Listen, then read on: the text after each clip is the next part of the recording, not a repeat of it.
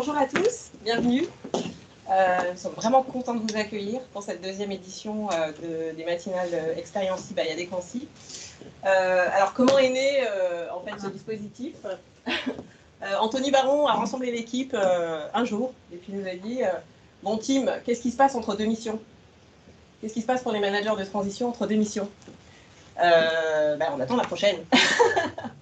Donc, l'idée, c'était d'avoir une valeur ajoutée, de vous apporter autre chose que de la mise en relation avec les entreprises, même si c'est quand même le nerf de la guerre.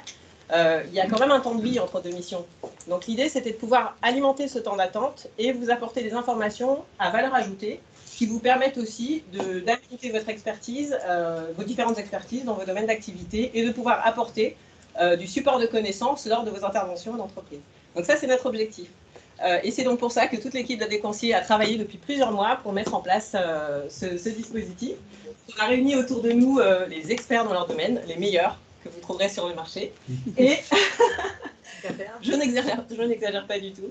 Et Emmanuelle Hervé a bien voulu répondre à notre appel et nous sommes vraiment très contents parce qu'elle va vous partager son expertise, une expertise qu'elle a accumulée depuis sur une quinzaine d'années en accompagnant les dirigeants dans la gestion de crise, la communication de crise, tout type de crise. Elle va d'ailleurs, Emmanuelle va d'ailleurs vous en parler, vous définir ce qu'est la crise et comment apporter des solutions pour les résoudre au mieux. Donc, je vous laisse la parole, Emmanuelle. Tout ça en 10 minutes. Merci beaucoup. Merci. Oui, on va essayer de parler de gestion de crise. La transition, souvent, vous êtes confronté, enfin, soit vous arrivez sur une situation de crise, soit vous êtes confronté à une situation de crise au milieu. Vous pouvez être vous-même dans les... confronté en fait à des problématiques de réputation. On sait bien que les managers de transition sont parfois vus comme les nettoyeurs, etc. Les gens vont faire 2 clics sur Google ou sur LinkedIn, ils voient bien à combien de plans sociaux vous en êtes. Donc ça peut être aussi une gestion de crise en soi. Et donc on va essayer de parler de tout ça. Alors pour me présenter peut-être très brièvement, moi j'ai un peu mal tourné, je suis ingénieur en fait de formation. Et j'ai travaillé pour une boîte américaine de chimie qui s'appelle Dupont de Nemours pendant une grosse dizaine d'années, entre le Moyen-Orient et les États-Unis, donc pas du tout en France. Et quand je suis rentrée en France, je suis tombée dans un autre métier, qui est la gestion de crise, donc Kesako. Je ne sais pas si vous avez déjà eu des accompagnements en gestion de crise dans vos différentes missions, s'il y avait... Probablement, il y avait des AGI, il y avait des avocats, mais est-ce qu'il y avait des gestionnaires de crise, si je puis dire? Pas toujours. Pouvez-vous, ça vous est arrivé? Le métier commence à être quand même bien connu en France. C'est un métier qui, historiquement, en fait, a été développé, créé, j'ai envie de dire, aux États-Unis, il y a de ça 40-50 ans. C'est Charles Edelman qui a vraiment développé le concept.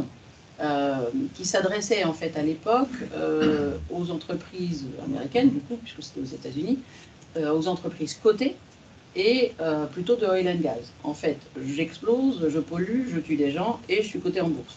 Donc la combinaison des deux faisait qu'il fallait quand même se préparer à l'éventualité d'une bonne gestion de crise et encore plus d'une bonne gestion de la communication de la crise.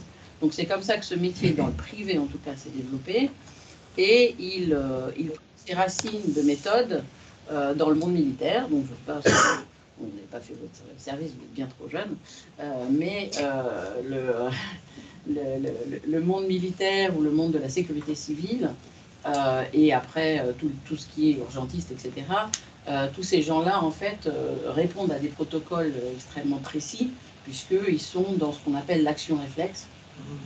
Et ça, c'est de la gestion de crise opérationnelle. Donc moi, mon métier, ce n'est pas la gestion de crise opérationnelle, je n'éteins pas les feux, c'est la gestion de crise stratégique. Cependant, il y a quand même un certain nombre d'éléments de méthode qui viennent en fait de ces réflexions militaires qui ont pour le coup plusieurs siècles. Et je vais vous en parler un petit peu. Et voilà. Donc en fait, le métier, c'est à la fois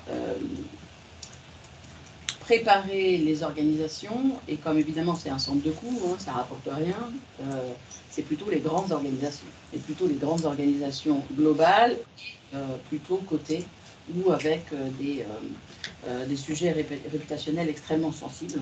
Donc ça s'adresse à ces gens-là, et là on va préparer l'organisation écrire ce qu'on appelle un plan de crise. On va expliquer qui ferait quoi en cas de, la cellule de crise de l'usine, de crise du pays, la cellule de crise du headquarter, et comment tout ça fonctionne ensemble. Ensuite, on forme les gens à utiliser ce processus, et ensuite on les drill. Donc en fait, ça c'est ce qu'on fait 3 fois par semaine, c'est des exercices de crise. Et donc c'est assez rigolo, je ne sais pas si vous avez déjà participé à des exercices de crise ou jamais, oui ça vous est arrivé. Tous les sites Céveso par exemple ont des obligations d'exercer leur POI, mais au-delà de ça, on peut faire des exercices de communication de crise, des exercices, et énormément en ce moment évidemment d'exercices cyber, parce que c'est le truc à la mode. Il y a 10 ans, enfin, au moment du Bataclan, on faisait des exercices terreau absolument 3 fois par semaine. Ensuite, on a eu des exercices et des sujets de compliance et d'éthique. En ce moment, on fait beaucoup de cyber. Il y a des vagues en fait de crise qui interpellent en fait les codires, et il faut que les gens s'entraînent, ne serait-ce que pour approfondir un sujet ou ouvrir vraiment les chakras sur une niche. Et par exemple, on a fait des exercices très intéressants. Alors, je ne sais pas si vous avez été confronté à ça, mais vous connaissez la loi américaine, le FCPA. C'est ce qui a tué Alstom, Technip et autres. Donc le FCPA, c'est la loi anticorruption américaine qui est extraterritoriale. Et en fait, les entreprises françaises n'ont pas toujours bien conscience de ce risque-là. Parce que, oui, mais nous, on n'a pas de problème de corruption, donc il n'y a aucune... voilà, donc il ne va rien nous arriver, etc. Mais enfin, il suffit d'avoir une transaction en dollars, un bureau aux États-Unis, et quelqu'un qui vous dénonce, ça peut être une manipulation complète, pour que vous tombiez sous le coup du FCPA, avec des enquêtes, des investigations, et même si le truc va démontrer dans 3 ans que finalement il n'y avait rien et que vous êtes blanchi, les Américains ont totalement pénétré l'intégralité de vos systèmes et de vos data, et derrière c'est cuit. Donc ça c'est un risque qui n'est pas évident, et quand on travaille en exercice, vraiment vous avez tout un COMEX qui prend conscience de ça, dans le détail, quoi, dans le dur. Donc ça peut être assez intéressant. Donc ça c'est la partie froide. Et puis la partie chaude, eh bien évidemment, on va accompagner des dirigeants, des entreprises, sur toutes sortes d'événements qui leur arrivent, entre suicide sur le lieu de travail, la pollution de la rivière d'à côté, la rupture de stock, le produit défectueux, le retrait-rappel de produit, enfin, etc. Tout ce à quoi vous pouvez penser, des cyberattaques, des enjeux de corruption, de la compliance et autres. Donc là, c'est un accompagnement. Si vous voulez, on va prendre, pas la main, mais en fait, on va venir accompagner un codir, on va le structurer, parce que le stress fait que parfois ça part un peu dans tous les sens quand même, que les politiques remontent, pour peu qu'ils se mettent des pots de banane à ce moment-là, ça n'ouvre pas. Donc en fait, on vient un peu cadrer les choses, mettre du process dans la réflexion, les obliger à réfléchir d'une certaine manière, et je vais en parler, et puis jouer un rôle aussi de sparring partner, donc d'amener la bonne réflexion pour la bonne stratégie en fait, de réponse à la gestion de crise, et ensuite sa déclinaison tactique qui est la communication de crise, puisque quand on est à un niveau qui est un niveau stratégique, évidemment, qui n'est pas opérationnel, les actions principales seront des actions de communication vers les parties prenantes, pour garder la confiance en fait, de vos parties prenantes pendant la crise, puisque c'est ça qui est majeur. Donc voilà, en quelques mots. J'ai pas passé les slides. S'il y a quelqu'un qui passe les slides là, voilà. Donc ça c'est moi, ok. La crise, donc c'est quoi la crise? C'est une bonne question qui n'est pas simple à répondre, parce qu'en fait vous pouvez ouvrir le petit Robert et vous allez trouver le petit Robert. Phase grave, des choses, des événements et des idées caractérisées par un changement subi et généralement décisif. Alors avec ça, on n'est pas aidé, parce que en fait, ce qui va se passer, c'est que vous allez... En fait, les crises très évidentes, c'est ce qu'on appelle les crises asymétriques rapides. C'est le plafond est tombé, le truc a explosé, bon, ok. Là, on n'a pas de... On est tranquille, on sait que c'est une crise, tout va bien. Le type est mort, enfin bon. Ça, c'est 40% des crises. Le problème, c'est les autres 60%, qui sont des crises, en fait, qu'on appellerait, on dirait en anglais smoldering, qui sont des crises à cinétique lente. On ne sait pas trop quand on va, en fait, dire que c'est potentiel. Et le problème de ce début de crise, enfin de ce démarrage, c'est que tant qu'on n'a pas exprimé à un codir, on n'a pas dit là, il faut se mettre en configuration parce que le truc est potentiellement chrysogène, et bien en fait, le truc en question, l'alerte, elle reste dans un coin. Elle reste dans un silo, dans un département, dans une usine, dans un pays, etc. Et personne n'a basculé. Et comme il n'y a pas eu cette bascule, ben, il n'y a pas de gestion. Et c'est là que les problèmes commencent, parce que ça, évidemment, ça va vivre sa vie jusqu'au moment où ça vous pète à la figure, quoi. Et toute la difficulté, c'est à quel moment je me dis, j'alerte en fait mon codir ou mon COMEX et je me dis, là, les gars, il y a une potentialité pas négligeable que ça finisse mal, et donc il faut qu'on réfléchisse d'une manière différente de d'habitude. Il faut qu'on se mette en mode crise. Et c'est pas simple. Donc voilà. Après, bon, des banalités sur le mot lui-même, mais qui quand même sont intéressantes. Sur l'origine grecque, en fait, c'est la décision. Donc effectivement, le moment de la crise, c'est un moment où vous allez devoir prendre des décisions. Le pire étant de ne pas en prendre. Hein, donc, prendre des décisions, qui les prend, comment, les gens n'ont pas la même vision des choses. Vous avez tous les biais cognitifs, il y en a 126 qui se mettent tous en alerte pour, évidemment, prendre des décisions instinctives qui, en crise, je vous le dis tout de suite, seront forcément pas les bonnes. Hein, donc, l'instinct qui serait d'être extrêmement agressif, défensif, de chercher un bouc émissaire, etc., tous ces trucs-là, c'est forcément pas la bonne chose à faire. Et donc, il faut laisser passer cet instinct et se dire, ok, qu'est-ce qui serait vraiment la bonne décision, puisque, j'aime bien dire ça, on ne cherche pas en crise à avoir raison, on cherche à gagner la guerre. Ce n'est pas du tout la même chose. Donc, qu'est-ce qu'on cherche, qu'est-ce qu'on veut, quels sont les enjeux? Et c'est là où le vocabulaire militaire revient. De quoi s'agit-il? De quoi s'agit-il exactement? Parce qu'il ne faut pas se tromper d'enjeu. Il ne faut pas se perdre dans la mousse, parce qu'il y a parfois plein de petites agitations partout, mais de quoi s'agit-il vraiment? Et il faut s'adresser à ça. Et ça, c'est pas rien. Une fois que vous l'avez chopé et que vous êtes au bon endroit, on y va. Mais il ne faut pas se tromper. Et ça, c'est important. Et puis, le bon idéogramme chinois, bien sûr, voilà, crise, danger, évidemment, mais opportunité quand même, toujours. Sauf que, quand ça vous tombe sur la figure, c'est pas immédiat, en fait, de se dire, tiens, où est l'opportunité dans le... Ça ne vous vient pas naturellement, hein, voilà. En revanche, il va y en avoir une, à chaque fois, en fait. Et le plus tôt on y pense, le plus tôt on se dit où serait l'opportunité, eh bien, le mieux, enfin, on va en profiter. Si c'est 3 mois après, on rétexte et on se dit, ah bah finalement, il y avait une opportunité, on risque d'avoir raté le coche. Donc, c'est quoi l'opportunité dans une crise? Ça pourrait être quoi?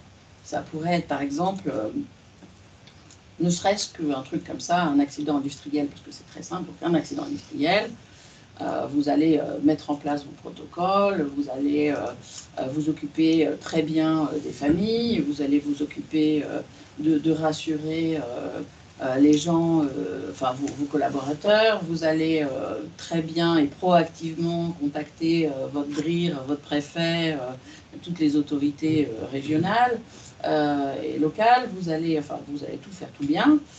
Quelle est l'opportunité là?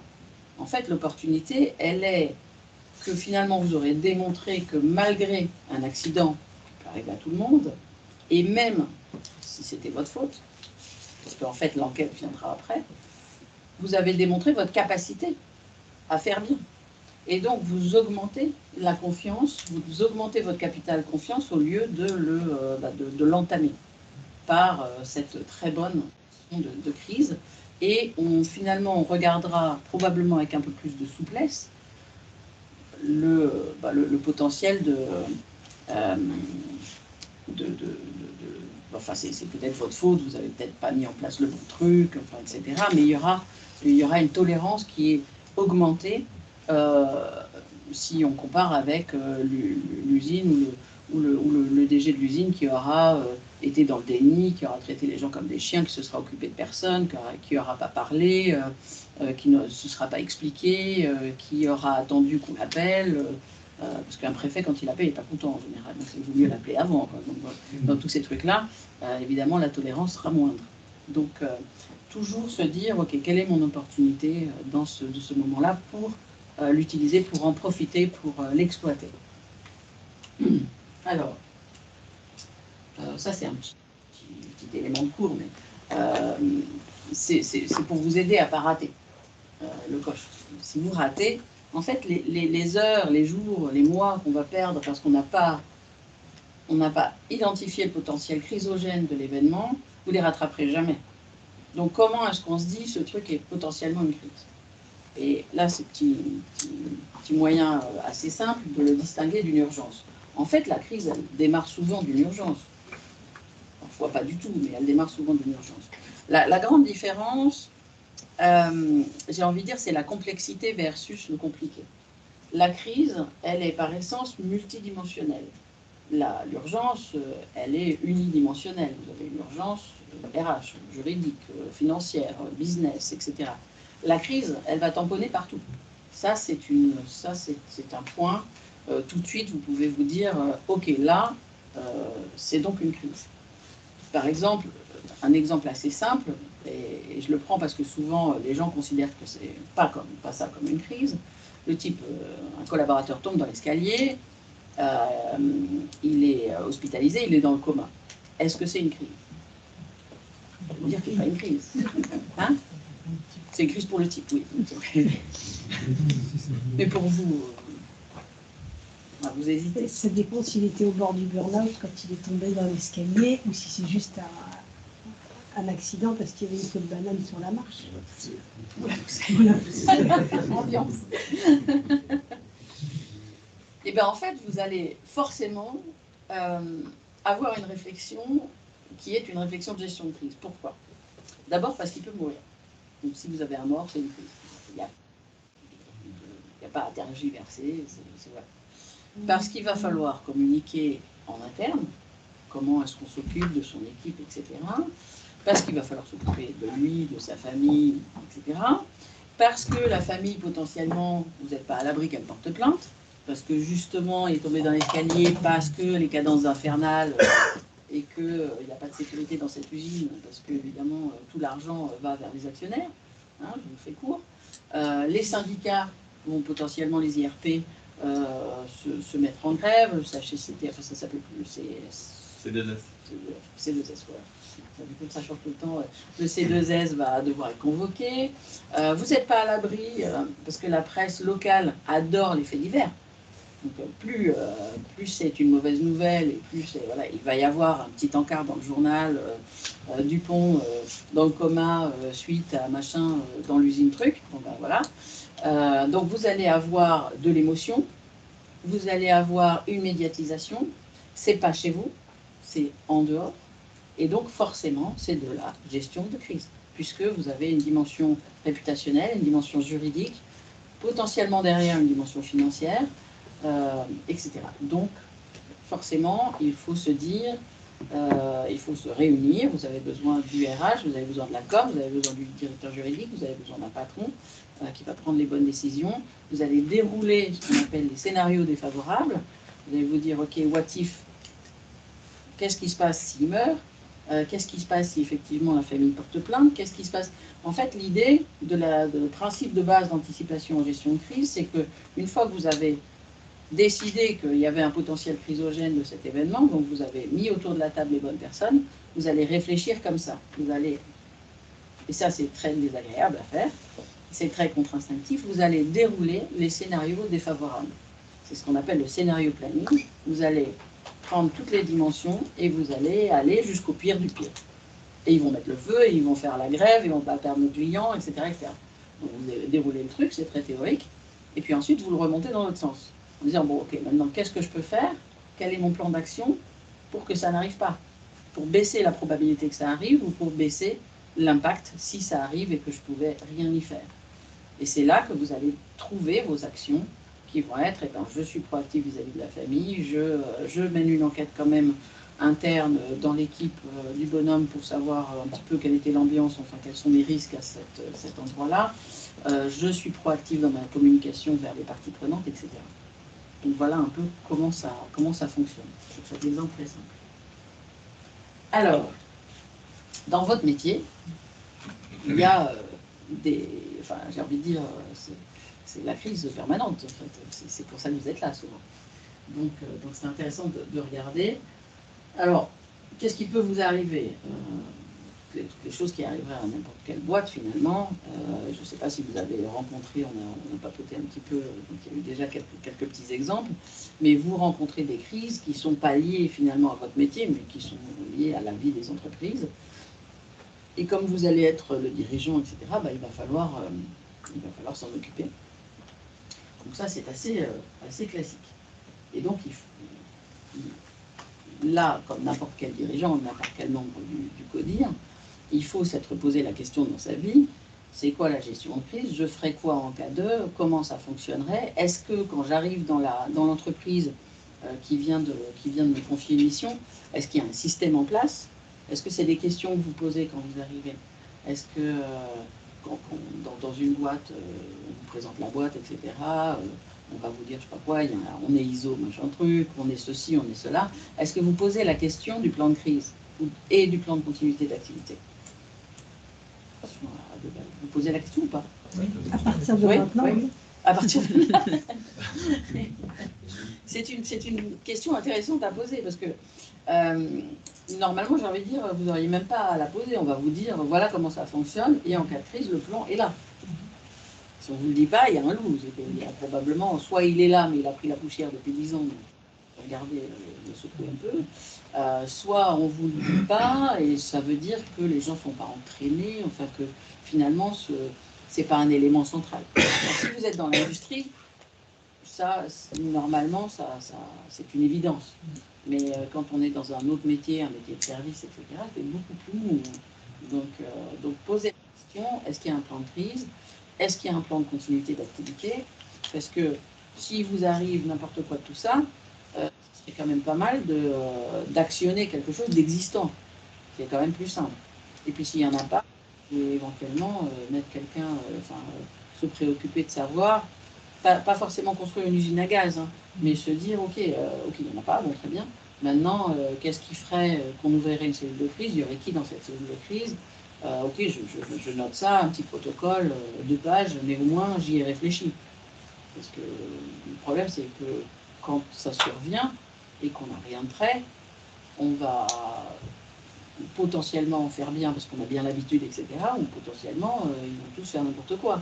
Et amplifier la crise. Parce que souvent, c'est le déni, dans un premier temps, hein, le déni de la situation, c'est ça qui fabrique les crises, en fait. C'est parce qu'on n'a pas pris les trucs à temps. C'est qu'on les a laissés faire leur vie jusqu'au moment où c'est plus gérable. Donc en fait, l'idée, et un très bon bouquin que je vous conseille de Nassim Taleb, qui est vraiment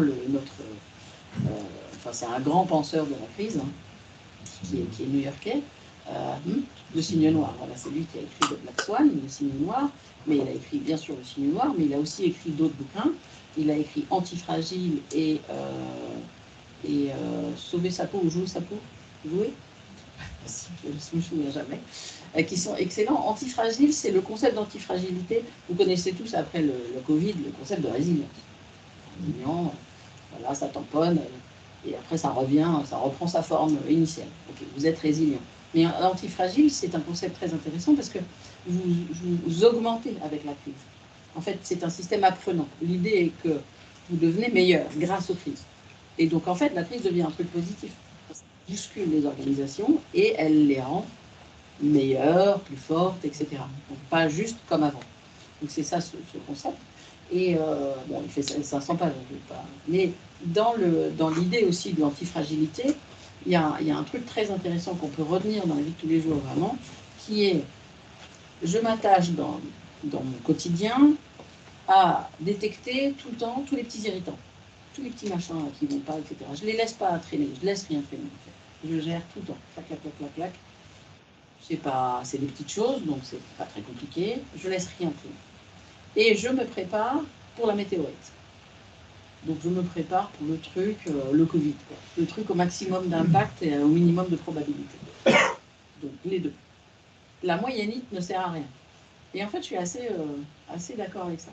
Le truc moyen, là, oui, on va faire, par exemple, quand j'ai un client qui me demande de faire un exercice de crise, mais oui, mais alors quand même pas trop grave. Non, mais me mettez pas de blessé. Hein. Enfin, la presse un petit peu, mais pas trop. Donc, bah, ça sert à quoi, les gars voilà. Donc, effectivement, ça sert à rien. Donc, préparez-vous pour la météorite et soignez en permanence tous les petits trucs. Et c'est effectivement très, très efficace. Donc voilà. Et l'autre, jouer sa peau, il est très intéressant parce qu'il parle de l'incarnation du chef, le chef dans la crise, le leader, le CEO, le PDG. Le PDG, c'est qui? C'est Michel-Édouard Leclerc, c'est sa boîte, c'est sa famille, c'est son nom qui est dessus. Ou c'est, je ne sais quel grand patron d'industrie, je ne peux pas en citer parce que ça va être désagréable, mais qui est arrivé avec un parachute, qui repart avec un autre parachute, qui de toute façon va finir dans un ministère, ou à la Cour des comptes, enfin, vous voyez le genre de CEO. Ceux-là, ils ne jouent pas leur peau. Hein. Et en crise, ça ne va pas du tout être la même. Ça ne va pas du tout être la même incarnation, le même comportement, la même gestion de leurs équipes, rien à voir. Et vous observerez deux patrons, un qui joue sa peau, l'autre pas, dans leur prise de parole ou dans leur comportement en crise. Il n'y a qu'à voir comment s'est passé, parce que celle-là est quand même magnifique, le raté monumental de la gestion de crise des pizzas Buitoni chez Nestlé. C'était une failure, totale failure. Pourtant, en effet Nestlé, ils ont des process de partout. L'équipe, la gestion de crise, maîtrise parfaitement, mais c'est qui le chef en fait? En fait, on ne sait même pas. Donc voilà. Et donc ça, c'est une démonstration. Donc aussi très très intéressant ce concept-là. Donc qui est aux manettes? Bon, je dérive. Avance. Donc ça, c'est la crise. Voilà. Vous pouvez aussi arriver et être dans une situation où tout le codir a été débarqué, le patron précédent a été débarqué, etc. Donc l'atmosphère est sympathique.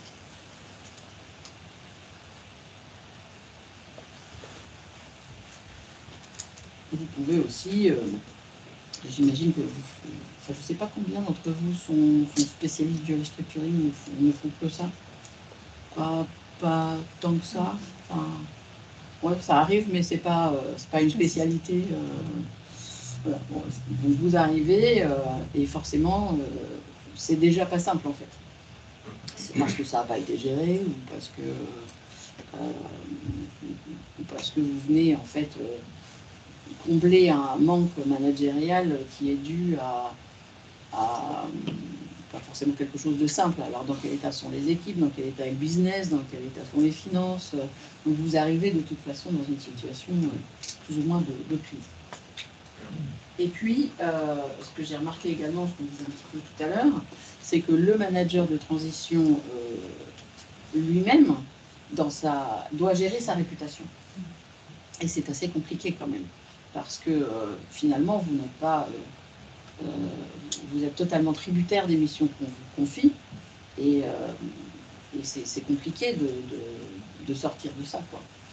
De sortir de cette réputation. Comment est-ce qu'on fait? Les gens le savent, en fait, ils vont tout de suite googler votre nom, ils vont vous trouver sur LinkedIn, et ils sont pas... donc, en fait, vous êtes attendu, et pas forcément avec des petits fours, plutôt avec la pique et la fourche, quoi. Et ça c'est compliqué. Après, pendant vos missions, moi j'ai vu, je prends cet exemple parce que je connais bien Patrick, je ne sais pas si vous connaissez, Patrick, c'est un manager de transition qui bossait pas mal pour la SNCF au Sénégal. Il s'en est pris, enfin la mission était super compliquée. Comme il était DG, il était bouc émissaire du truc, et ils l'ont, comment dirais-je, c'est bien pratique d'avoir un bouc émissaire. On a des fusibles faciles. Le bon fusible. Et le problème, c'est qu'il y a eu énormément de presse. Et après, quand il est sur la mission suivante, son nom était vraiment donné en pâture, quoi. Donc, C'est pas simple, ça. Et on va préférer, évidemment, que ce soit votre nom plutôt que quelqu'un d'autre. Plutôt que ceux qui restent. Plutôt que ceux qui restent, exactement. Donc, ça, c'est pas facile. Et puis voilà. Donc, je ne sais pas si vous avez bien conscience de ça. Est-ce que, je ne sais pas, on pourra en parler. Est-ce que vous regardez les réseaux sociaux? Vous savez ce que dit Google de vous, les premiers URL, les deuxièmes, les troisièmes? Est-ce que vous travaillez cette image de qui vous êtes? Est-ce que vous essayez de bosser le sujet? C'est quand même super important. Même si les moyens de changer les choses ne sont pas non plus pléthores. Hein, à moins d'avoir 10 000 € par mois à y consacrer. S'il y a une mauvaise URL en pleine page de Google et qu'elle est portée par le Figaro ou le Monde ou les Échos, pour la faire descendre, ça va être très très cher. C'est compliqué. Donc il faut se dire, ok, qu'est-ce que j'ai à m'apporter? Qu'est-ce que j'ai avec mes petites mains que je peux construire pour protéger finalement ma réputation. Donc l'idée est, sur cette idée de casier médiatique, l'idée c'est vraiment de se dire, ok, je peux avoir un compte LinkedIn, ça c'est quand même la base, mais je peux aussi avoir un compte Twitter, je peux avoir un compte Facebook, je peux avoir un compte, tout ce qu'on veut. Là ça fait des lignes en fait. Parce qu'en fait les gens ils ne vont qu'en page 1 de Google, et plutôt en page 1 de Google sur un smartphone. Donc en gros on avait 8. Enfin, entre 6 et 8. Donc, en fait, il faut que les premières ne soient pas trop pourries. Donc, fabriquer les vôtres, en fait, voilà. Une autre solution serait aussi de se dire, vous pourriez, par exemple, avoir une chaîne YouTube, où vous faites des petits podcasts, des petits trucs, voilà, en fait, vous êtes vos propres médias. Donc, ça augmente aussi. Ne pas hésiter aussi, si vous êtes sollicité, à répondre à des petites interviews, mais même si ce n'est pas les Échos, ça remplit, si je puis dire, de manière positive et contrôlée la page. Vous pouvez aussi avoir les bons vieux blogs, donc plus personne ne fait de blog, mais c'est pas grave, vous pouvez avoir un site internet avec votre nom. Ça le protège aussi, parce que ça c'est bon pour tout et n'importe qui et d'autres marques. Les marques, aujourd'hui, ont arrêté de se faire avoir. C'est-à-dire que vous appelez groupe L'Occitane et vous avez acheté l'Occitane.fr, l'Occitane.eu, l'Occitane machin, groupe L'Occitane avec un tiret, sans le tiret, avec un point. Vous pouvez faire pareil avec votre nom pour qu'on ne vous le pique pas, parce que j'ai eu on en voit des verres que des pas mûrs, mais un type qui se faisait complètement harceler. Et en fait, il y avait eu un blog ou un site internet, si vous voulez, construit avec son nom. Donc dès qu'on tapait son nom, pouf, on arrivait là direct. Et là-dedans, il n'y a que des horreurs. Des copies d'écran, des machins, des preuves d'ABS, voilà. Et c'est impossible. C'est un des mêmes. Vous ne pouvez pas l'enlever. Vous pouvez faire des courriers d'avocat, ça dépend où c'est supporté, sur quelle plateforme, dans quel pays, etc. En fait, hein. Donc, c'est pas simple, mais ça peut vous protéger d'avoir préempté tout ça. Et comme ça, personne ne peut vous piquer. Voilà. Alors, on fait un petit point sur le restructuring. Mais j'imagine que cette première étape vous concerne moins, parce que quand vous arrivez, c'est déjà sous mandat ad hoc, ou c'est déjà, les agis sont peut-être déjà là, etc. Mais souvent, le chef d'entreprise, et il y a un grand sujet post-Covid, hein, c'est qu'avec les prêts, le PGE, etc., il y a eu un espèce de déni du fameux mur de la dette. Hein. Donc, la première... le dirigeant, l'entrepreneur, etc., par essence, c'est un mec optimiste.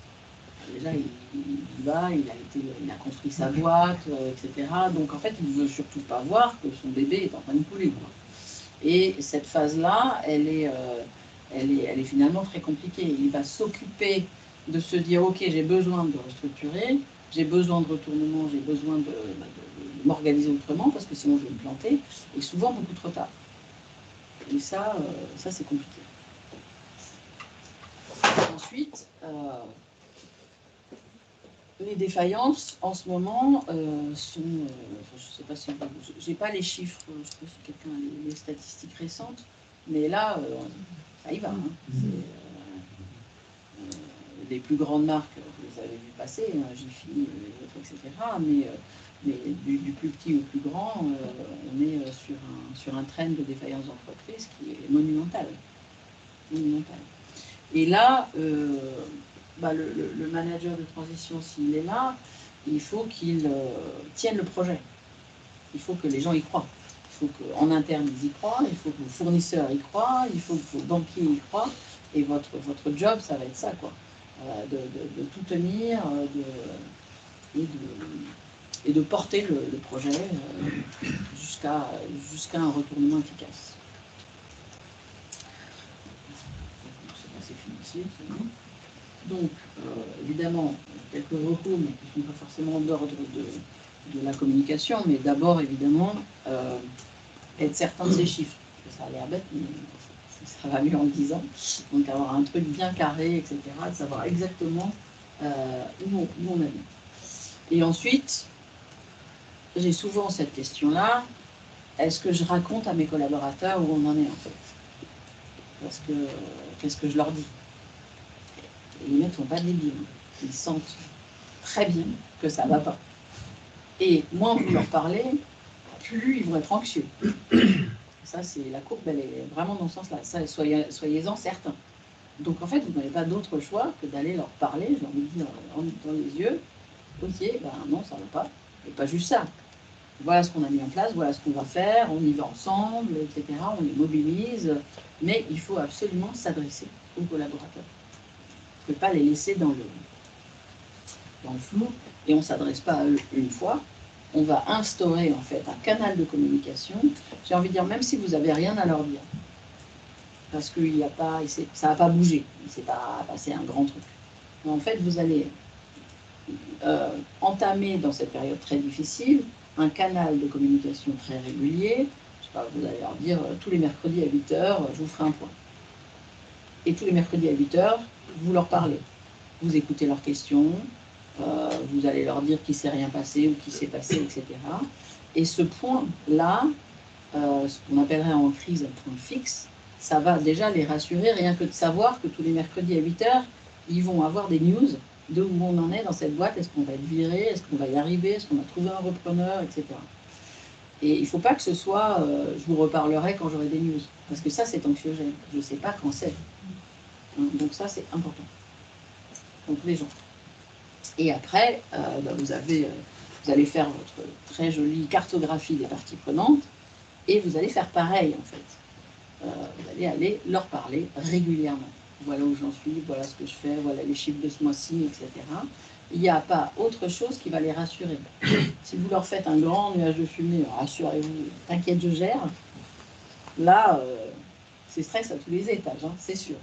Donc en fait, vous n'avez pas d'autres moyens, d'autres façons de faire que les mapper, vous faites un tableau et vous savez que tous les mois, j'appelle mon banquier, je lui fais un mail, etc., le financeur, mon fonds, je les tiens au courant hyper régulièrement. Et c'est ça qui va créer, instaurer et permettre de garder la confiance. Voilà. Alors, quelques grandes étapes, éléments de méthode.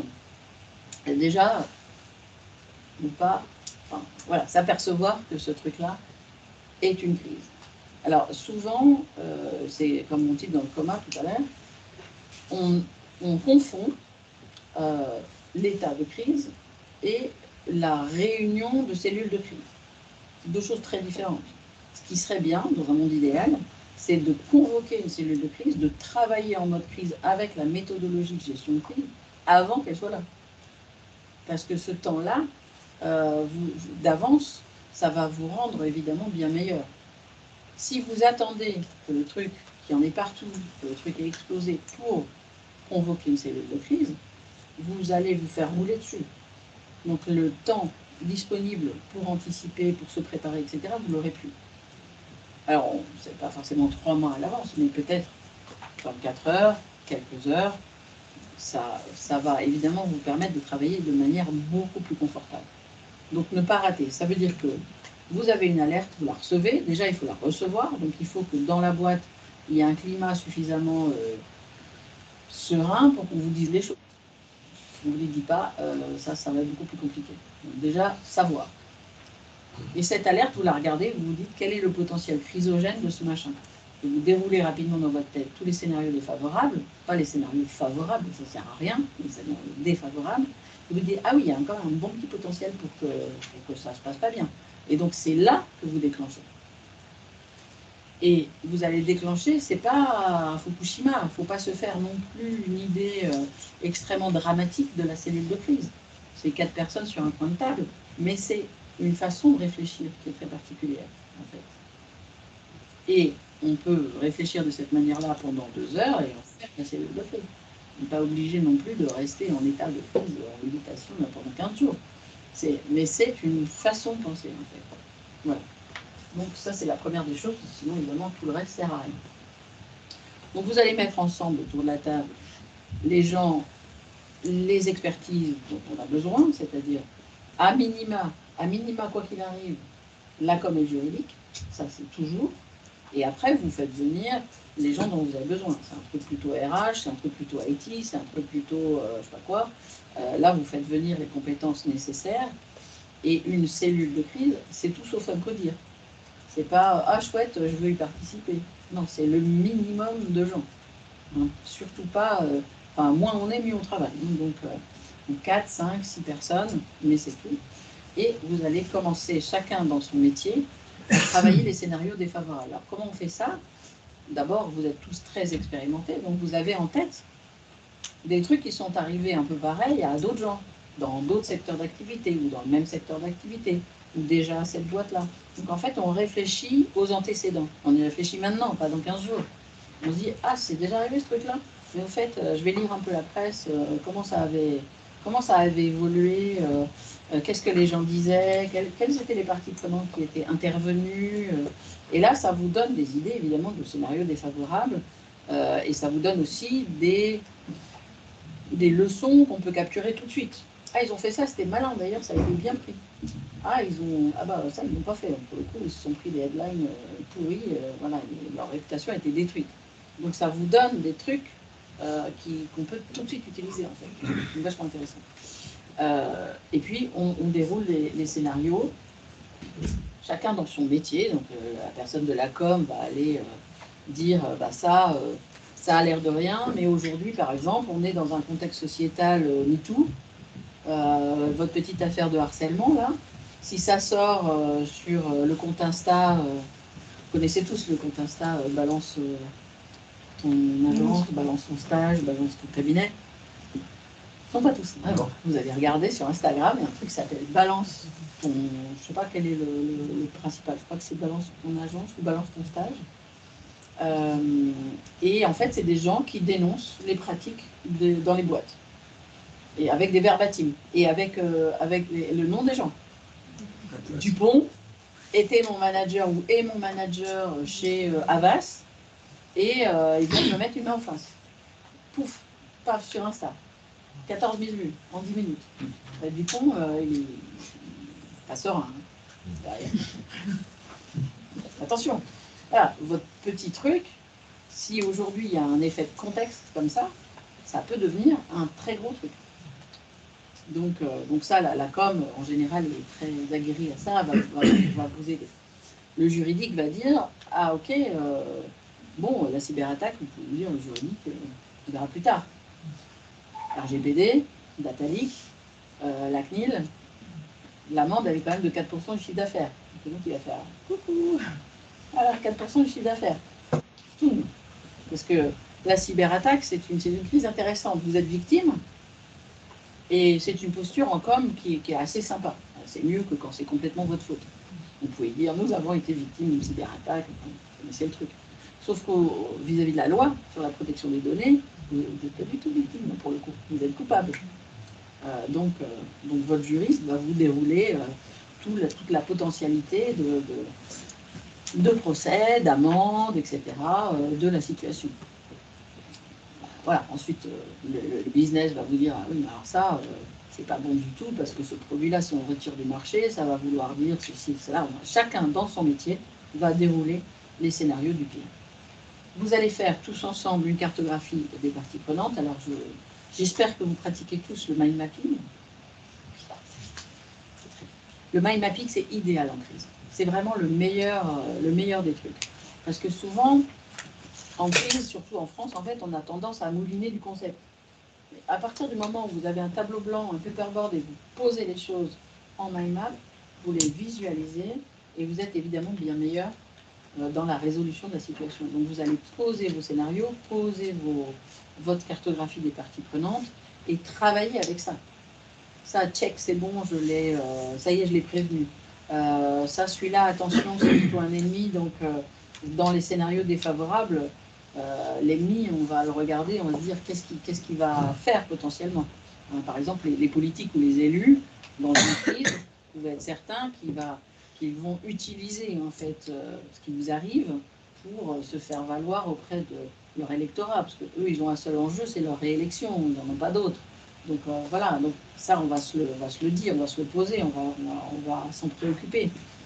On va aussi identifier, dans votre cartographie des parties prenantes, vous allez identifier vos alliés potentiels. Ils sont où?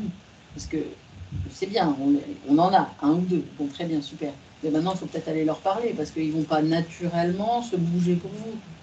Petit coup de fil, est-ce que, etc., etc. Parce qu'en fait, la parole de l'entreprise en crise, la parole de son patron, elle est attendue, vous n'avez pas le choix, il va falloir y aller, il va falloir parler, mais elle n'est pas très crédible. C'est dommage. Elle n'est pas très crédible. Vous êtes les statistiques, il y a Edelman qui fait un très bon Trust Barometer, je ne sais pas si vous le connaissez, c'est un Trust Barometer tous les ans en janvier, et mesure en fait le taux de confiance. Et en crise, la confiance qu'on donne à un patron qui est en train de subir une crise, Emmanuel Beignet sur le retrait, rappel de produits Lactalis, là, du lait contaminé, déjà il n'a pas parlé, mais par exemple, ce serait, on lui fait une confiance qui est à peu près vers 40%. C'est pas grand-chose. C'est mieux que les journalistes. La confiance est autour de 25%. Mais c'est pas non plus génial. Alors, à qui on fait confiance? Et là, vous avez un levier hyper intéressant, c'est les collaborateurs. En fait, quand il y a une crise dans une boîte, le collab de la boîte, lui, a un taux de confiance de 70%. Donc, soit vous le maltraitez, vous ne lui dites rien, etc., on va parler de toute façon, et on va le croire. Mais alors, ça va faire qu'amplifier votre crise. Alors qu'au contraire, si vous en occupez bien, si vous leur glissez tout ce qui se passe, les bons éléments de langage, etc., et bien là, ils vont utiliser le bouche à oreille. Hein. Ce n'est pas des gens qui vont aller dans les médias. Mais ce bouche à oreille, finalement, est bien plus puissant qu'on ne le croit, et il vous protège. Et les gens sont très crédibles. Les gens, enfin, on leur fait confiance. Donc, il ne faut jamais oublier ce levier. Et donc, vous allez aussi chercher vos alliés, et vous allez faire diffuser, en fait, un certain nombre de messages via des gens qui sont plus crédibles que vous pendant la crise. Et pour ça, il faut avoir identifié ses alliés. Enfin, c'est du lobby, hein, de base, mais il faut quand même, c'est très important à faire à ce moment-là de la crise. Moi, évidemment, vous aurez un plan d'action. Il ne faut pas s'endormir sur le plan d'action non plus. Il faut régulièrement revisiter ses scénarios, revisiter sa cartographie, etc. C'est pour ça que les crises peuvent durer 1-2 semaines. Vous allez avoir ce qu'on appellera des points fixes ou des copiles de crise pendant lesquels, très réguliers, vous n'allez pas vous poser la question est-ce qu'on fait une réunion ou pas. Il faut établir le rythme, comme tout à l'heure. Il faut établir le rythme dès le début en se disant on va avoir besoin 2 fois par jour, ou 1 fois par jour, ou 3 fois par jour, et on se réunit. On ne peut pas être en réunion tout le temps, il faut quand même aller bosser. Donc, on va faire ce qu'on appelle des points fixes. Et là, on va rebalayer les streams, les scénarios juridiques, les scénarios de com, les scénarios RH, etc. Rebalayer toutes les actions, c'est fait, pas fait, à faire, etc. Et on recommence. En fait, il n'y a pas d'autre méthode que cette discipline. Mais alors, il va falloir beaucoup de discipline en fait. Il va falloir pratiquement plus que de la discipline. Et ça va vous faire baisser votre stress aussi, cette discipline. Parce qu'en fait, on sait.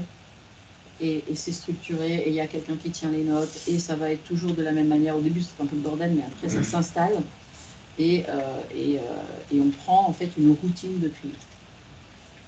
Donc, voilà. Bon, alors attention, biais cognitif.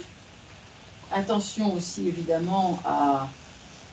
Vous avez sûrement fait parce que tout le monde fait ça, c'est très à la mode, les tests, les trucs de personnalité, machin, et vous souvenez des trucs de personnalité A et B.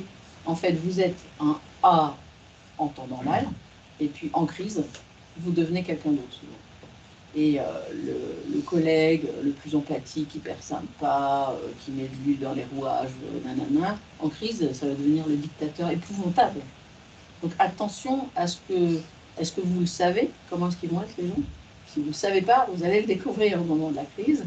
Et il faut assez rapidement se dire, ok, celui-là, il sort en fait. Parce qu'il va nous faire juste n'importe quoi. Et on va se débrouiller autrement, on va prendre quelqu'un d'autre, etc. Il faut évidemment regarder ce comportement. Et il y en a d'autres qui vont se révéler au contraire, qui vont être tout à coup hyper focus, quelqu'un qui était peut-être un peu comme ça, qui va se rassembler en fait grâce au stress et qui va foncer et être hyper efficace. Donc le facteur humain est fondamental à regarder. Il ne faut vraiment pas hésiter à se dire ça matche pas. Parce qu'en fait, ça va pas s'arranger. Si le type part pas bien, ça va vraiment pas s'arranger, ça va plutôt, avec la fatigue, empirer. Donc se dire tout de suite, ou si les gens sont trop proches, s'il y a eu un accident avec des victimes, etc., et que dans votre cellule de crise, vous avez un copain du type en question, c'est pas la peine d'essayer de le faire travailler. Enfin, je veux dire, rentre chez toi. Enfin, c'est pas possible, en fait. Humainement, ça n'a pas de sens. Et parfois, en crise, humainement, on fait des trucs complètement baroques. Hein.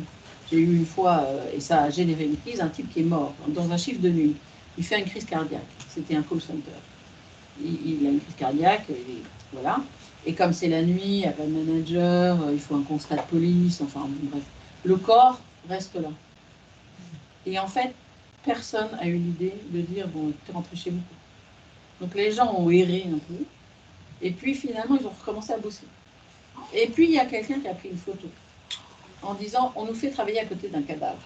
Et le truc est parti sur les réseaux. Mais parce qu'on ne sait pas quoi faire, en fait. Juste, personne n'a eu l'idée. Donc, il faut avoir l'idée, quoi. Non, mais ouais, le stress, la panique, on attend la police, on attend, et pendant ce temps-là, on reste là. Alors, comme on est là, tiens, on va bosser.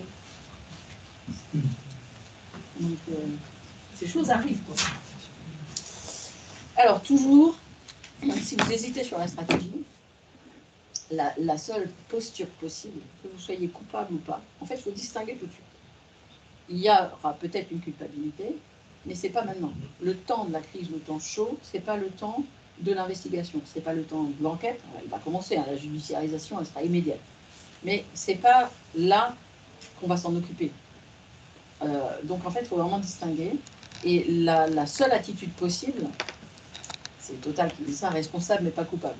C'est une attitude, en anglais on dit accountable, il n'y a pas le mot en français, une attitude comptable. Vous ne pouvez pas faire autrement. Donc vous devez gérer. Vous ne pouvez pas vous planquer derrière la porte, vous ne pouvez pas fuir, vous ne pouvez pas être agressif, vous ne pouvez rien faire de tout ça. Vous devez être là et faire face. Il n'y a pas d'autre choix. Bon, évidemment, c'est le moment où on voit les chefs. S'il n'y a pas de chef, ça va pas bien se passer, quoi. Et ça, c'est sûr. Donc là, on va quitter le management bisounours à la participatif, machin truc, et on va passer à un management directif. C'est pas pour autant qu'on n'écoute pas les gens, ça n'a rien à voir. Mais là, il faut vraiment que le chef. C'est indispensable. D'abord, ça va rassurer tout le monde, parce que tout à coup, ils vont tous le regarder, le chef, on fait quoi? Parce que, quand même, en crise, tout à coup, on n'est plus si fanfaron que ça. On n'a pas envie d'être le mec qui prend les décisions, etc. Donc, il faut chefer. Ça veut dire qu'il faut prendre des décisions, il faut gérer les gens, il faut dire, toi, tu fais ça, etc. Il faut les mettre dans le bon sens et montrer la direction. C'est absolument indispensable. Ça a l'air simple et évident, mais il faut faire le. Il ne faut pas trop traîner. Il y a des moments, en fait, parfois, on vient me voir en disant oui, alors est-ce qu'on peut faire une com là-dessus, là, pour régler le problème? En fait, on ne peut pas faire une com, ça ne va rien régler, ça ne va pas régler la crise, en fait. Il faut d'abord prendre des décisions et mettre en œuvre des actions. Il faut résoudre le truc. On vous accuse de, je ne sais quoi, j'avais une entreprise comme ça qui était accusée de vente forcée. Alors, cette accusation, elle allait jusqu'à, il y a eu un envoyé spécial, et, enfin, des dégradations dans les magasins, des procès, des classes actions, enfin, pas juste 2-3 plantins qui disaient, voilà, c'est quand même... Et en fait, dans leur système de vente, ils avaient intégré un certain nombre de biais, enfin, voilà, de petites techniques, pour qu'effectivement, rentrer des ribes et prélever, quoi. Et je me suis battue pendant des mois à leur dire, mais c'est pas en faisant du publi-reportage que vous allez régler votre problème. Il faut régler votre problème. Il faut qu'on rentre dans la matière, qu'on rentre dans le détail, que ce truc n'existe plus et qu'on dise qu'il n'y a plus. Parce que sinon, en fait, on ne peut pas. Hein. Donc les actions sont absolument fondamentales. Et moi, j'aime bien dire, la gestion de crise, c'est ETA. Comme ça, vous vous en souviendrez, hein, les séparatistes basques.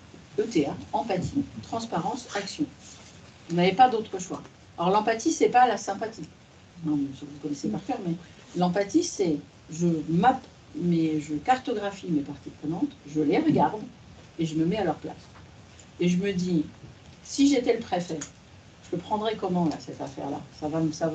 Moi, ça me fait dire quoi? Ça me fait réagir comment?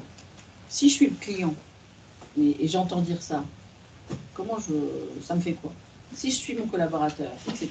Et donc vous allez en fait vous mettre à la place des parties prenantes, de leurs enjeux à eux, qui ne sont pas les vôtres, évidemment, et vous allez pouvoir de cette manière-là anticiper au max les potentielles réactions quand ces gens-là vont être touchés par la crise ou vont apprendre ce qui vous arrive ou sont déjà en fait dedans. Et donc l'empathie est absolument fondamentale. Si vous ne faites pas ça, vous aurez des trous dans la raquette de partout, vous aurez des angles morts, vous allez vous planter en fait, parce que la stratégie ne sera pas la bonne. Parce que vous en aurez oublié un qui va pas tarder à vous aider à la figure. Et action, bien entendu, j'en ai parlé. Et bien entendu, on se dit, c'est partie prenante, comment est-ce que je fais pour conserver la confiance? Et c'est pas en pipotant, enfin, c'est sûr que ça ne va pas marcher. C'est pas en racontant des trucs à moitié. Par exemple, j'en prends, il est grossier celui-là. Vous vous souvenez peut-être de l'incendie du Brisol à Rouen. C'était monumental cet incendie. Ben, en fait, Lubrizol, dans sa com, qui a été très très tardive, en plus on met 4 jours à faire un communiqué de presse. Long. Les Rouennais, ils étaient en train de suffoquer. La com n'a pas parlé des fumées. Ils ont parlé de tout, notamment de l'outil de travail qui n'avait pas brûlé. Et ça, c'était une bonne nouvelle parce qu'on allait pouvoir redémarrer l'usine. Les Rouennais étaient contents d'apprendre ça. Et ils n'ont pas parlé de la fumée, en fait. C'est pas possible. On ne voit que ça, on ne pense qu'à ça, on ne sent que ça. Et les types, ils n'en parlent pas. Donc, voilà. Ça va me parler. Prendre la parole tôt aussi. Le tempo est hyper important. Alors, souvent, la raison pour laquelle vous ne prenez pas la parole, ou les entreprises ne prennent pas la parole, c'est qu'elles se disent « Ah oui, mais c'est trop tôt, je ne sais pas ce qui s'est passé, on ne sait pas encore tout. » Alors ça sera encore la même chose dans 10 jours, en fait. Donc, ça ne peut pas vous empêcher de donner cette première prise de parole qui est très simple. Nous, on appelle ça un facette ou un cafette. Un facette, les faits. Ce matin, à 8h, nous avons eu un départ de feu machin. Les actions. Nous avons ouvert ma cellule de crise, nous avons appelé les pompiers, nous avons tout ce que vous avez fait, ça rassure. La compassion, si jamais on est désolé pour l'interruption de service. Et ensuite, un engagement. Je, personnellement, moi, m'engage à tout faire pour rétablir le courant le plus rapidement possible. Vous engagez, mais vous avez le juriste à côté, hein, donc on s'engage gentiment, mais pas trop. Et vous faites montre de transparence. Dès que j'en saurai plus, je reviendrai vers vous. Donc ce message qu'on appelle un message d'attente, et ben en fait, vous devez le sortir dans les 2 heures. Parce que là, vous avez positionné l'entreprise comme on est au courant, parce que sinon vous avez tous les gens, mais vous savez que, est-ce que vous êtes au courant de, etc. Oui, je suis au courant, on est dessus, voilà. Donc déjà, vous accusez réception finalement de la crise en cours, et vous instaurez un canal. En fait, vous dites à vos parties prenantes que vous êtes là, et c'est là que ça se passe si vous avez des questions. Comme ça, ils ne vont pas, par la porte, par la fenêtre, etc., chercher des explications ailleurs. En fait, vous voulez que ce soit... C'est à vous de dire les trucs, et enfin, vous préférez quand même que l'histoire soit racontée de votre manière, plutôt que de la manière du syndicat, ou de la manière du client, ou de la manière de je ne sais pas qui est évidemment moins au courant que vous. Et la troisième raison pour laquelle il faut faire ça, c'est que quand vous faites ça, vous occupez le terrain. Si vous parlez trop tard, Lubrizol 4 jours après, heureusement, le communiqué de presse était totalement inaudible. Enfin, personne n'a vu, quoi. C'est fini, tout le monde a parlé. Tout le monde a parlé. Le mec a pris la photo, sur Facebook ça a commenté, le maire du coin, évidemment, a pris la parole dès qu'il a pu, vos collaborateurs ont parlé aussi. Donc en fait c'est foutu parce qu'il n'y a plus d'audience. Ça va tomber, ça va faire flop. Donc ça ne sert plus à rien. Donc voilà. Le tempo est important. Et après, alors j'aime bien mes petits péchés capitaux et après j'ai retenu. La première, évidemment, c'est le déni. Ça, vous l'aurez compris. Mais c'est le déni aussi dans la com. Bon, c'est pas bien grave, c'est un petit truc. La deuxième, grand classique, c'est le bouc émissaire. Je reviens sur Lubrizol. Première prise de parole de Lubrizol, c'était quand même pour dire que c'était pas sa faute, c'était son voisin. Ça va pas du tout, hein, ça va pas marcher. Ne croyez pas que les gens vont pardonner à Lubrizol parce que Lubrizol accuse son voisin. Au contraire, c'est une attitude qui n'est pas une attitude comptable, qui n'est pas une attitude responsable. On ne parle que de soi. Alors c'est peut-être la faute de quelqu'un d'autre, mais c'est pas à vous de le dire. Jamais. Le Costa, le Concordia, la compagnie Costa, vous vous souvenez du bateau sur le flanc? Le premier truc qu'ils ont fait, c'est d'accuser le capitaine. C'était vrai, mais on protège ses troupes, on ne fait jamais ça. Le type, ils l'ont embauché, formé, ça faisait 10 ans qu'ils bossaient pour eux, enfin, ils ne peuvent pas se dissocier d'un de leurs employés, c'est pas possible, peut-être ça ne peut pas marcher. Il est bien pour rentrer chez lui quand même. Ah oui, il avait bien des économies, ça, on est d'accord, mais Costa doit assumer le fait d'avoir un type à bord qui n'est pas compétent, mais c'est leur responsabilité, quand même, enfin, je sais pas.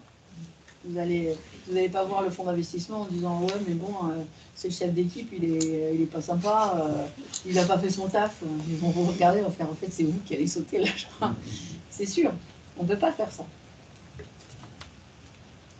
Mais en droit, alors vous inquiétez pas que vos avocats, eux, pour le coup, ils vont chercher de manière très agressive à faire porter le chapeau à quelqu'un d'autre. Mais ça c'est le juridique. C'est pas la même chose que la communication. Il faut faire très attention à ne pas confondre. Ah oui, peut-être un petit point à ne pas oublier, ne laissez jamais les avocats écrire les éléments de langage. Jamais, en fait. Jamais. C'est non, c'est pas possible. Alors, ils peuvent les relire, ça c'est plutôt bienvenu, mais ils ne les écrivent pas. Hein. Parce que l'agressivité d'un avocat, c'est épouvantable. Ils vont vous mettre le feu partout. Hein. Donc, jamais. Pour la globalisation, ça, le meilleur exemple, c'est Fillon, formidable, sur Pénélope. Non, mais les enfants qui faisaient travailler ces enfants aussi ensemble. Non, mais tout le monde fait ça. Bah oui, mais tout le monde n'est pas Fillon. donc voilà, vous êtes fait choper. C'est pas parce que tout le monde fait ça, ce n'est pas une bonne posture de communication, ça ne va pas arranger vos problèmes de dire que tout le monde, je sais pas quoi, que la corruption est endémique à Kinshasa. Bah oui, mais c'est vous qui êtes pris la main dans une confiture, hein. C'est pas l'autre. Donc voilà. Ça ne marche pas. Les abonnés absents, ça c'est une méthode à la papa qui, il y a 20 ans, ça pouvait fonctionner. Aujourd'hui, il y a un truc qui s'appelle les réseaux sociaux. Donc en fait, non, c'est pas possible. Vous ne pouvez pas ne pas parler. S'opposer en victime, alors, sauf sur la cyberattaque, où là on y va à fond. Les autres crises, vous êtes des gens responsables, vous êtes des dirigeants, les boîtes c'est des La France aime bien ça, votre patron, etc. Donc, voilà. Donc vous devez avoir une attitude responsable. Vous ne pouvez pas faire Calimero. Enfin, c'est pas possible. Donc c'est pas non plus une bonne attitude de communication. Alors ça c'est l'avocat. J'étais dans mon bon droit. Et l'arrogance, évidemment, le mépris, ou des attitudes qui pourraient paraître arrogantes. En fait, il faut que vous relisiez vos statements, etc., en disant, est-ce que ça, c'est pas un peu condescendant? Parce que c'est facile, en fait, d'être condescendant, de montrer de l'arrogance, et quand il y a une crise, c'est vraiment pas le moment de montrer ça. Et ben voilà, l'immunisation, c'est un petit dernier. Oh bah, on a eu 2 morts, ça aurait pu être pire, hein. Oui, je l'ai vu, hein, donc voilà. Voilà. Bah écoutez, je pense que j'ai terminé. Ça, c'est ce qu'on fait, je vous en ai parlé tout à l'heure. Donc, est-ce que vous avez des questions? Je suis même... non, je suis pas à l'heure. Presque. Merci beaucoup pour votre remarquable intervention. Vous interpellez sur la prise en compte du temps. Comment est-ce qu'on fait ceci? Est-ce qu'on doit accélérer? Est-ce qu'on doit attendre des réactions? Moi, j'ai souvenir de la crise chez Perrier. Ah, benzène. Soupçon de benzène, je crois, enfin, d'un produit qui ne devrait pas se retrouver dans la boisson. Ouais. Il me semble que très longtemps après, peut-être même des années après, on a appris que c'était les Américains, je crois, qui avaient monté quelque chose pour dégrader l'image des Perrier. Pendant tout ce temps, qu'est-ce qui se passe? L'image, elle est atteinte, politiquement, non? Ah bah oui. Bah, il y a eu dans le genre, parfois il y a des crises comme ça de réputation qui n'ont pas de fondement. Vous vous souvenez peut-être d'une crise plus récente, les labos Teva, les labos israéliens qui font comme des biogarants, des génériques. Il y a une petite dame dans son EHPAD qui est un peu fatiguée et son grand jeu c'était d'enlever les médocs de leur blister et de les mélanger, etc. Bon, un jour elle a fait un truc, c'était un peu compliqué quand même. Et immédiatement, en fait, c'était un produit Teva. Teva a appuyé sur le bouton, mais je ne sais pas s'ils étaient complètement traumatisés du Mediator ou quoi. Eux, alors, ils avaient un système de gestion de crise hyper bon, hyper efficace. Ils ont appuyé sur le bouton du retrait et rappel de produit. Direct, clac. Donc, ils ont tout rappelé. Ça a fait un truc de dingue. Évidemment, dans un autre EHPAD, il y a une autre personne âgée qui prenait ce médicament, qui est morte. Il y a eu une série, mais en fait, dans les EHPAD, les gens meurent, en fait. Donc, c'était pas une série. En fait, il n'y avait rien. Et il n'y avait rien, et ils ont créé une crise, et entamé leur capital confiance, leur réputation, pour rien du tout, quoi. Donc ça arrive, hein, ces choses-là. Et là, c'était une manipulation, effectivement, on le sait après. Mais en fait, que ce soit, j'ai envie de dire, vrai ou pas, manipulé ou pas, malveillant ou pas, le temps de l'enquête est toujours beaucoup plus lent que le temps médiatique. En fait, j'ai coutume de dire c'est 10-10-10. Vous avez 10 heures de gestion de crise opérationnelle, retrait, rappel, en état d'incendie, clac, clac, clac. 10 jours de médiatisation, plus ou moins court en fonction de votre réussite dans votre communication de crise ou pas. Il y en a qui font quand même tellement vite que ça remet un jeton dans la machine à chaque fois. Et 10 ans d'enquête judiciaire et de procès. Donc 10-10-10. Donc forcément, ce n'est pas les mêmes tempos. Et ce que vous allez faire, les premières actions, vont évidemment influencer tout. Est-ce que vous avez fait bien ou pas fait bien? Si je reprends mon Lubrizol, le préfet n'a pas fait sonner. Ceux qui connaissent le site Céveso, vous savez que ça sonne, deux sonneries, etc. Il n'a pas fait sonner dans Rouen. L'incendie a démarré à 2h15 du matin, il n'a pas fait sonner. Il a fait sonner à 8h25, juste avant les écoles. Qu'est-ce qui s'est passé pendant ce temps-là? Alors qu'il y a plein de communes, une douzaine de communes qui, elles, ont sonné. Donc les gens n'ont rien compris à cette alerte. Pourquoi il l'a fait, pourquoi il l'a pas fait, etc. Et ce raté de départ, ça l'a poursuivi pendant toute cette gestion de crise. Le préfet Durand a été extrêmement mis en cause, etc., etc. Pourquoi est-ce qu'il n'a pas protégé les gens? Pourquoi est-ce qu'il n'a pas fait sonner? Donc en fait, les premières actions vont déterminer aussi très fortement la réussite de la gestion de crise dans la médiatisation et dans la judiciarisation. Après, les premières prises de parole, elles vont rester. Si l'incendie c'est facile, donc j'en ai un autre sur l'incendie, mais vous vous souvenez peut-être de l'incendie des serveurs OVH d'Octave Klaba. Et bien, Octave Klaba, à 2h du matin, ou 3h, il est avec son t-shirt un peu pourri, il est comme ça, il prend une petite caméra là, et il se filme. Et il raconte. Il est 3h, l'incendie est encore en cours sur le bloc machin, voilà ce qu'on a fait pour le truc, nanana. 1 heure après, il revient, voilà où on en est. Le lendemain, à 10h, voilà où on en est, etc. Et en fait, il aurait pu faire allumer de partout, parce qu'en fait, à Strasbourg 1 et 2, les pompiers avaient déjà fait un audit, il y avait déjà eu un incendie en 2017, il y avait toujours les planchers en bois, on lui avait demandé d'enlever. Il allait rentrer en bourse le lendemain. Il se prétendait comme le cloud français. Enfin, il aurait pu se faire lyncher. Et les clients ont découvert, j'ai eu des crises de gens qui ont découvert qu'en fait, quand on payait le cloud et qu'on payait le truc supplémentaire de sauvegarde, donc en fait, on payait 2 espaces, c'était dans le même bâtiment.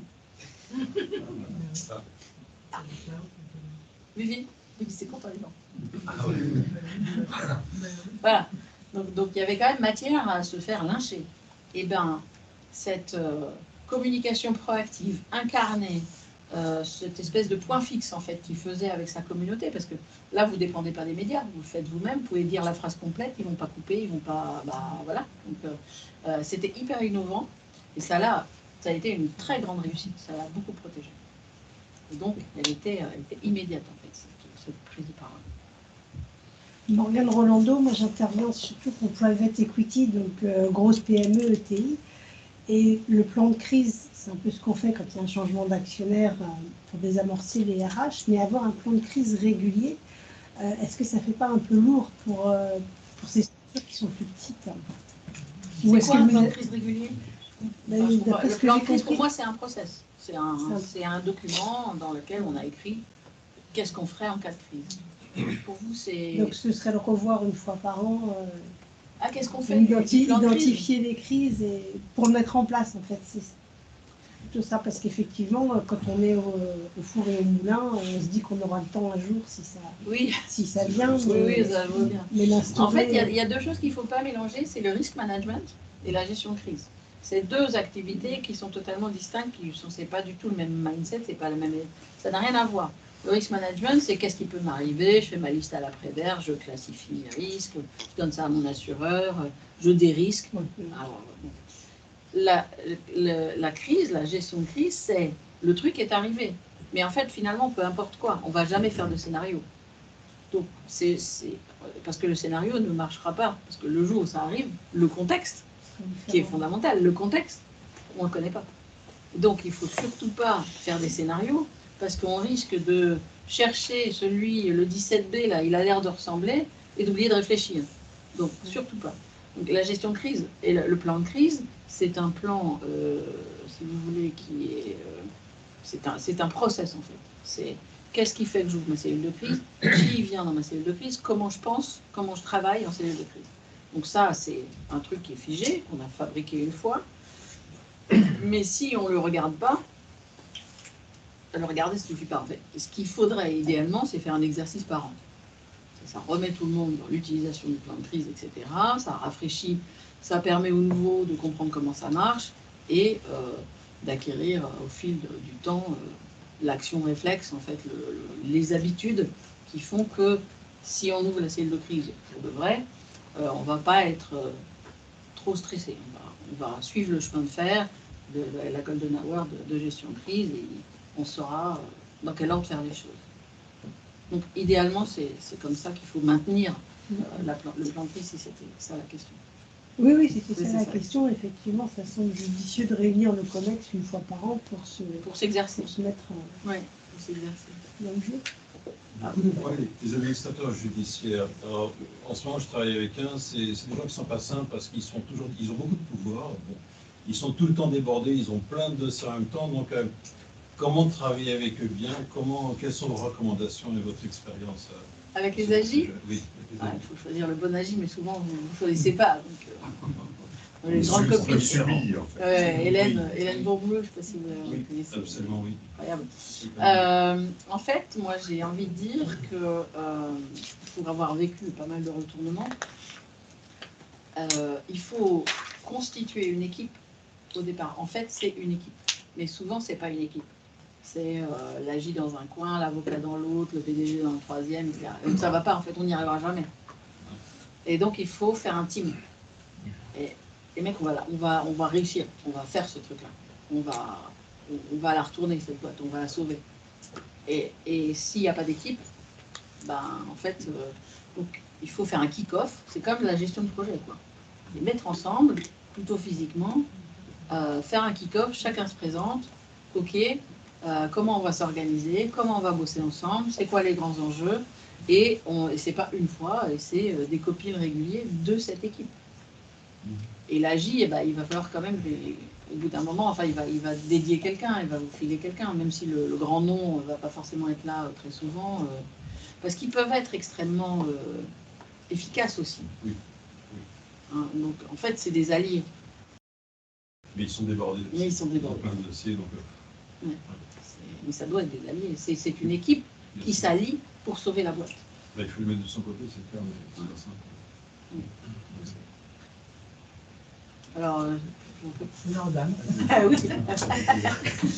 Alors ma question en fait c'est comment gérer une crise dans la crise. C'est-à-dire la crise est évidente, on a tous conscience.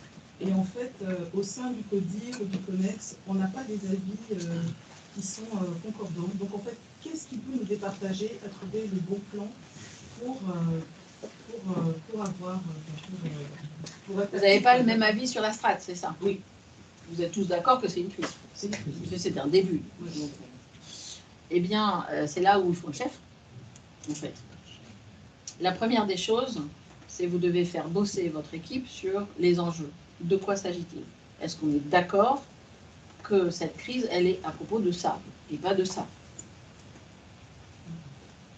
C'est assez basique, mais si vous ne faites pas ça, c'est quand même le début. Ensuite, c'est quoi nos priorités? Parce que tout le monde veut être prioritaire. Donc, vous pouvez les faire bosser, encore une fois, à l'écrit, hein, sur un paperboard, etc., sur les enjeux, et ensuite, on les classe. On se met d'accord sur 1, 2, 3. Et en crise, si on fait 1, c'est bien. On arrive à faire 2, c'est du luxe. 3, c'est très improbable. Donc, c'est très important. Vous avez l'enjeu et la priorité. Après, le bon moyen de les mettre d'accord, c'est de faire ce travail de scénario planning ensemble. Donc, écoutez, on va prendre un temps. On va se dire comment est-ce que ça peut empirer le machin. Juridiquement, réputationnellement, politiquement, pour le business, pour la finance, et vous les faites tout dérouler. Et ça va apparaître en fait. Et si ce travail n'est pas fait et que ça mouline dans le vide, ça n'apparaîtra pas. Parce que les gens vont rester bloqués en fait sur une... Ils ont souvent du mal à aller dans ces scénarios défavorables. Ils n'ont pas envie de le faire, ils ne vont pas jusqu'au bout. Et ils restent avec la mousse, ce qui se voit le plus, ou ce qui, etc. Donc en fait, il faut réussir à faire baisser le stress et les faire bosser. Et là, ça devient évident, en fait. C'est pas bon. Dame. Merci beaucoup. Merci beaucoup pour votre présentation très claire qui apporte énormément de réponses. Un peu dans la continuité de la question qui vient d'être posée, moi j'ai été face à un cas où, dans l'identification de la crise, en fait, un président fondateur qui était dans le déni et qui est resté dans le déni. Oui, enfin, en tout cas, une durée beaucoup trop longue, il finit, il a demandé de partir. La liste a été, voilà, ça a été fait en sorte qu'ils soient débarqués. Mais du coup, tout ce temps perdu, effectivement, a continué à mettre en place dans une situation qui était déjà difficile. Et donc, ma question par rapport à ça, c'est finalement des moyens, à un moment, de sortir les personnes de cet état de sidération, en fait, de déni. Ils se protègent, hein, c'est des protections. Ce qui est certain, c'est que le cercle intime, ça ne marchera pas, déjà.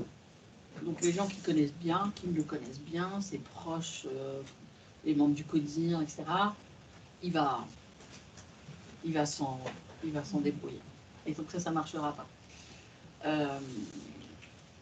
L'externe, l'avocat peut le secouer, des gens comme moi peuvent secouer, parce qu'en fait, c'est l'expert qui connaît pas plus que ça, enfin, il n'y a pas d'enjeu, il n'y a pas d'intimité, il n'y a rien, qui va dire non mais là, oh, ça, voilà, il faut bouger, quoi, parce que sinon, et qui viendra aussi avec tous ces exemples, toute cette expertise, là, ça peut fonctionner pour débloquer, mais encore faut-il qu'il laisse quelqu'un arriver, et que quelqu'un ait pensé, ah tiens, je vais... Souvent, je joue ce rôle, en fait, il n'y a pas forcément une crise où elle n'est pas encore là, où elle va arriver, mais c'est le DRH qui vient me faire porter un message. Ça arrive très souvent, parce qu'évidemment, nul n'est prophète dans son pays, et que la parole du consultant, finalement, elle est parfois plus écoutée, plus audible en tout cas, que de la part d'un proche. Ça peut fonctionner. Alors ici, la préparation à la crise, oui, je sais pas. Votre boîte à outils, super, très bien. Comme vous l'avez dit presque tout à fait au début, il ne faut pas passer dans la crise, il faut relaxer un petit peu. La vision hélicoptère, donc prendre l'altitude. Ma remarque, elle est ici sur le fait qu'il faut savoir exactement où on veut aller. Notamment savoir ce que veut faire l'actionnaire ou la direction générale. Parce qu'on peut avoir des sorties de crise en disant on va se débarrasser d'une partie du site ou je ne sais pas quoi. Oui, bon. Ce genre de Mais pour moi, c'est le fil rouge parce qu'à partir de ça, vous allez construire le discours en interne, le discours en extérieur, etc. Et je pense que c'est une des premières clés, avant de faire quoi que ce soit, c'est d'être en phase avec l'actionnaire ou la direction générale, peu importe à quel niveau. Le niveau qui est juste au-dessus, pour savoir où on doit aller. Oui, bien sûr. Alors là vous parlez d'une crise, d'un retournement d'une boîte qui ne va pas bien. Non, mais toute opportunité fait qu'on va peut-être se débarrasser d'une activité. Ça arrive. Hein. Oui, ça peut être une opportunité. Une opportunité, une marquée. Mais moi, ça me semble essentiel, c'est à un moment donné, l'actionnaire ou la direction. Alors, comment est-ce qu'on gère la couche du dessus? Le conseil d'administration, le fonds ou le headquarter. C'est une question intéressante parce que, pardon, vous partez, je voulais poser une question. À vous. C'est eux qui vont donner le Oui, bien tempo. sûr, mais d'abord, vous constatez l'état de crise chez vous. Le premier truc que vous allez faire, c'est de les prévenir. Bonjour, voilà, il ne faut pas rater l'étape quand même. Hein. Alors, après, ils ont deux choix. Et le plus désagréable, c'est quand ils descendent. Parce que le conseil d'administration ou le fonds qui descend dans l'exec, je le vois tous les jours. Et ça, c'est insupportable. C'est ça qui bien les opérations. Ah bah oui, ils descendent. Donc tout à coup, ils sont plus dans le temps long. C'est quand ils n'ont plus confiance en le management. Ouais, ils n'ont plus confiance, ils vous corrigent les éléments de langage. Enfin, c'est lunaire, quoi. Donc bon, ça, c'est un danger pour votre gestion de crise déjà. Ou alors ils disent bon bah ils font confiance, bon bah gérez-moi ça, puis tenez-moi au courant. Ça c'est un peu ce qu'il y a de mieux. Et encore mieux, c'est comment je peux vous aider. Et là c'est plus rare. C'est peut-être à vous aussi de dire comment pourriez-vous m'aider. Pourquoi pas? Vous avez un réseau, vous avez des savoir-faire, vous avez un réseau d'experts. Peut-être que vous pourriez nous apporter. Et là j'aurais besoin de. Et vous pouvez aussi décrire votre besoin. Là, ce qui serait pas mal, dans ce que je suis en train de gérer en ce moment, c'est d'avoir quelqu'un comme ci, comme ça. Donc, vous pouvez vous aider. Après, le seul moyen, j'ai envie de dire, qui ne rentre pas trop, c'est de communiquer en permanence avec eux pour les tenir au courant. Donc, s'ils voient que 2 fois par jour ou 1 fois par semaine, vous allez envoyer un mémo avec les streams, voilà où on en est des trucs, etc., c'est plus probable qu'ils restent tranquilles et qu'ils restent dans leur coin. Après, sur la prise de décision, là, je vais prendre l'image une image un peu militaire, DGGN, Gendarmerie nationale. À la DGGN, vous avez une grande salle de crise, sous-sol, ici les Moulineaux, au moins 4, là, truc anti-atomique, tout ce qu'on veut. Une salle merveilleuse. Il y a des écrans partout, il y a des gens qui font plein de trucs, etc. Voilà. Et à côté, il y a une porte, et il y a une salle où il y a une table et 3 chaises. Et en fait, le chef, donc le conseil d'administration, etc., il est là. Il n'est pas dans la... Et il vient en point fixe, on lui présente la situation, on lui présente les options et on lui dit on voudrait bien faire A ou B, ou un peu plus de vert, et il dit oui ou non, et il repart. Donc en fait, c'est le meilleur moyen d'avoir à la fois de savoir comment est-ce qu'ils voient le truc et est-ce qu'ils sont d'accord avec les grandes décisions. Sachant que les grandes décisions, il n'y en aura pas en prise, il n'y en aura pas 50. Il y en a 2. Donc c'est un peu cette idée-là, de leur présenter les choses, de leur dire comment est-ce que vous voyez la chose et de voir si ça colle ou ça colle pas. Quand on communique, il faut inclure tout le monde.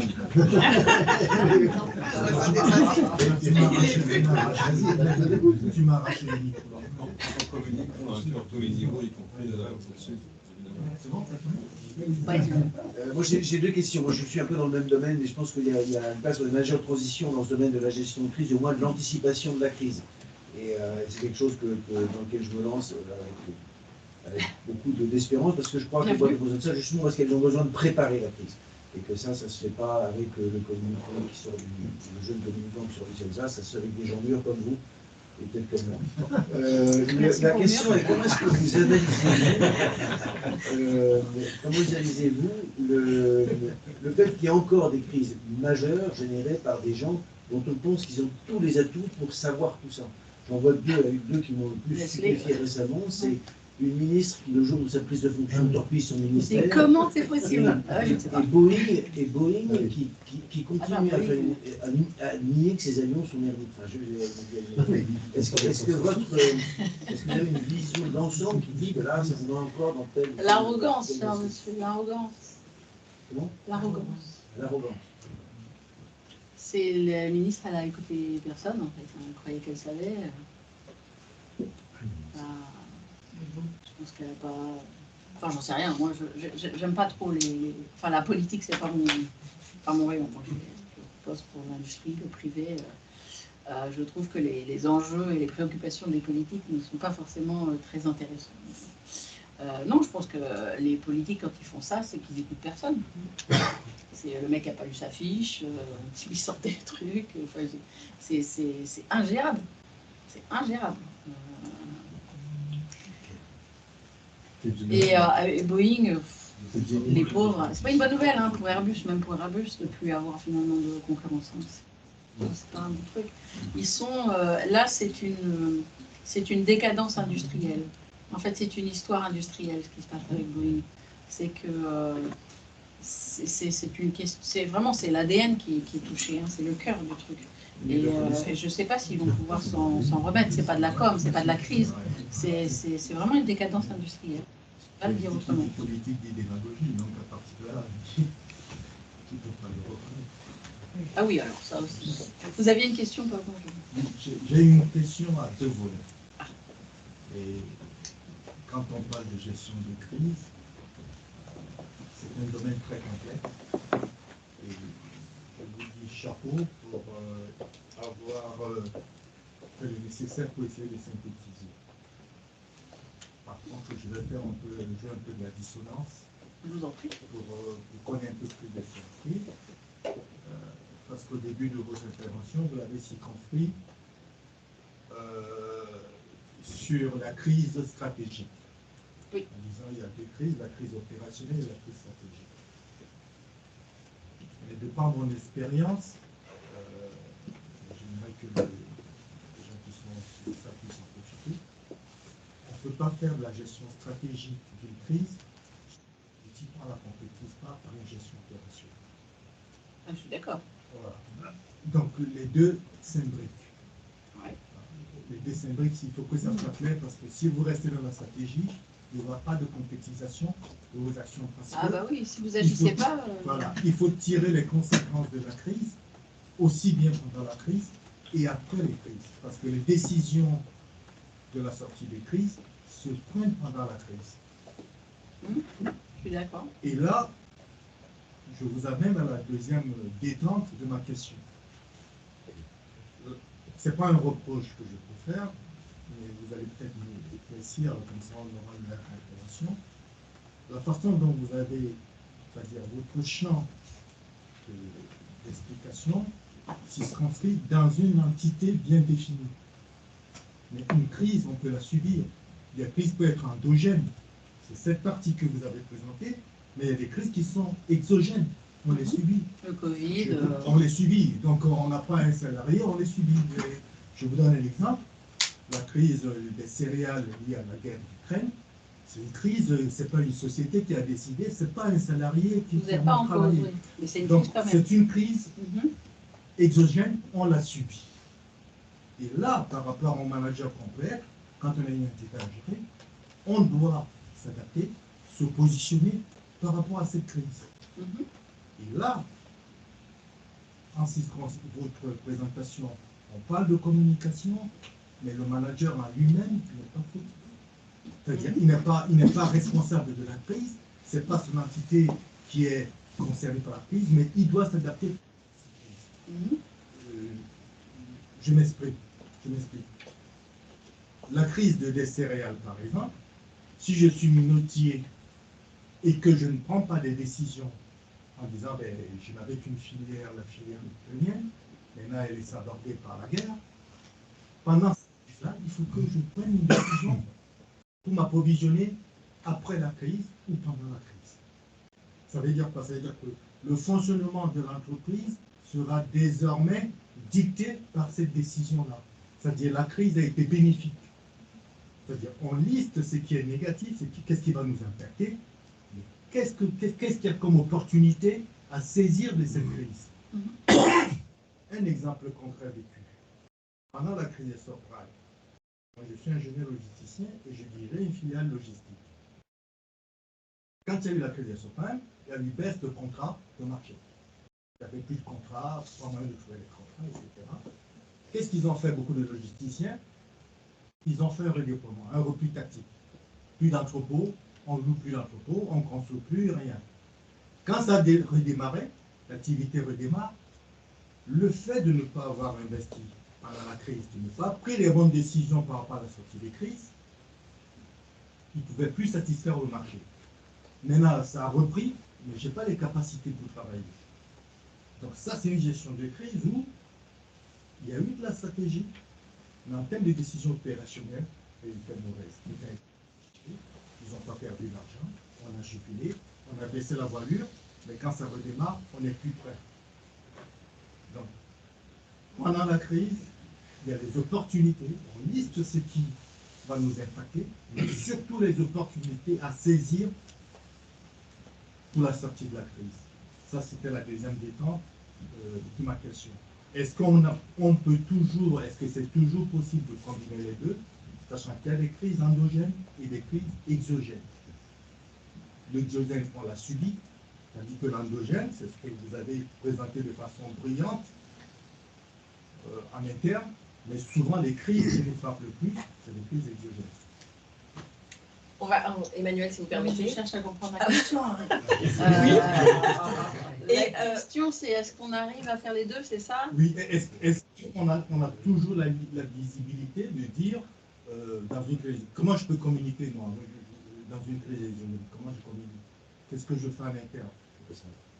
Et ce que je propose, c'est qu'on prenne une dernière question, puisqu'on va devoir prendre très rapidement sur les crises exogènes. Hein, le Covid, vous l'avez tous vécu, par exemple, la crise des céréales, etc. Il y a eu tout le déroulé de ce que ça fait aux gens. Il y a eu la sidération, la panique, enfin on a tout eu. Et il a fallu quand même la gérer, même si ce n'était pas votre faute, vous n'étiez pas en cause. Alors, le truc sympa dans ce type de crise, c'est que c'est pas votre faute. C'est déjà ça de moins. Cependant, ça peut devenir. Si vous gérez mal, vous pouvez planter la boîte. Les patrons qui ont été très durs parce qu'ils avaient peur financièrement, il y a des gens qui quand même se sont révélés comme ils payent encore maintenant parce que la fuite de talent, les gens plus, enfin, donc en fait c'est une gestion de crise comme une autre. Hein. Vous déroulez le même type de processus, la même façon de penser. Alors, ce sera la dernière question, puisqu'on veut malheureusement rendre l'espace. Ouais. De toute façon, vous pourrez joindre Emmanuelle Hervé, la trouver sur les réseaux sociaux, sur LinkedIn, et puis peut-être échanger, prendre un petit temps d'échange avant qu'on puisse partir. Donc, qui souhaite poser la dernière question? Je veux bien. Monsieur, vous aviez commencé peut-être à prendre la parole. Vous aviez une question ou plutôt une analyse C'est pas moi que vous m'adressez pas. Non, je m'adressais à la personne qui avait commencé à c'est plutôt des réactions. J'ai trouvé. Donc, je suis CMO et je pilote la com souvent. Et j'ai géré beaucoup de crises, en fait.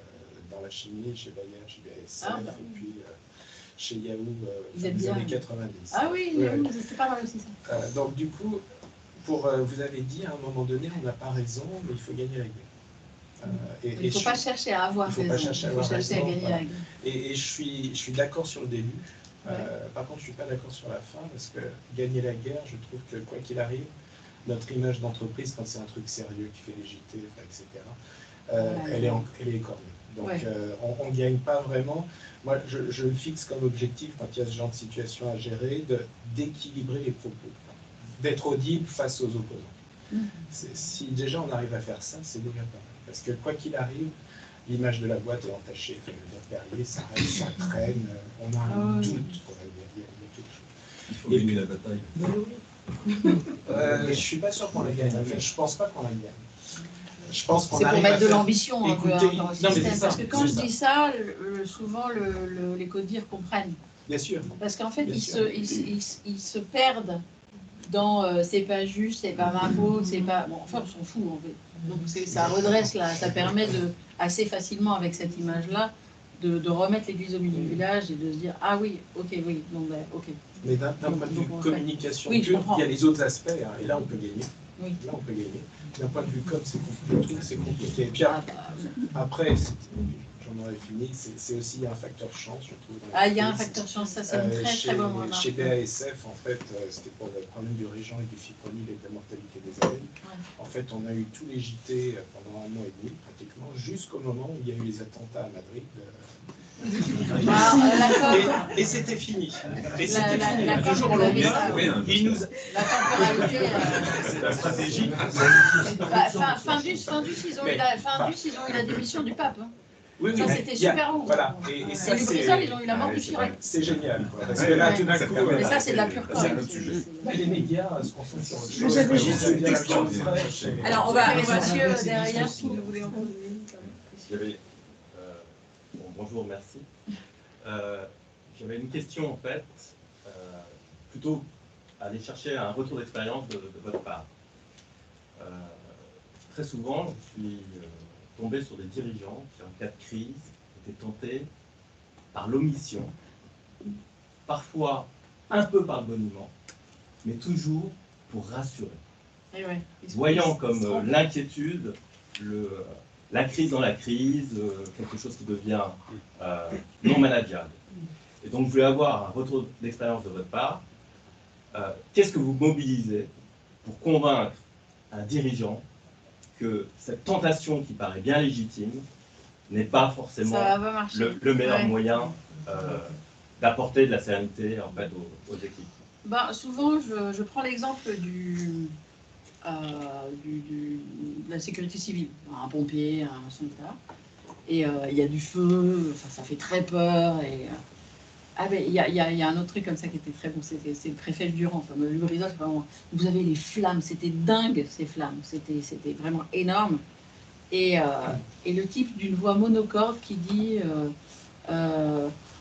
les fumées ne sont pas toxiques, tout ce qui brûle ça va, enfin tout va très bien madame la marquise, et il dit même c'est sous contrôle. le truc est en train de détruire la ville et il vous dit c'est sous contrôle. En fait, ça rassure personne. Personne. Ce qui rassure, c'est on a fait ça, on est en train de faire ça, on va faire ça, Là, ok, on est dedans. Donc, en fait, l'enfumage, ça ne peut pas marcher. Ça ne rassure personne. Et c'est pas voilà, ça marche pas en fait. Et imaginez, voilà, il y a un énorme feu et le type vous dit tout est sous contrôle. Vous êtes sûr? Ça marche pas. L'exemple d'Octave Klaba est excellent. Oui, Octave Klaba, regardez les vidéos d'Octave Klaba pendant l'incendie. Ce que disait monsieur sur l'anticipation des crises, parce qu'en fait, ce qu'on voit sur le terrain, c'est qu'effectivement, ils n'ont pas forcément envie ni les moyens de mettre l'anticipation des crises. Est-ce que vous réussissez à faire entendre raison ou comment est-ce qu'il y a des prises de conscience l'industrie, il vient assez gentiment. Enfin, il n'y a pas de parce que du métier, le métier est très chrysogène.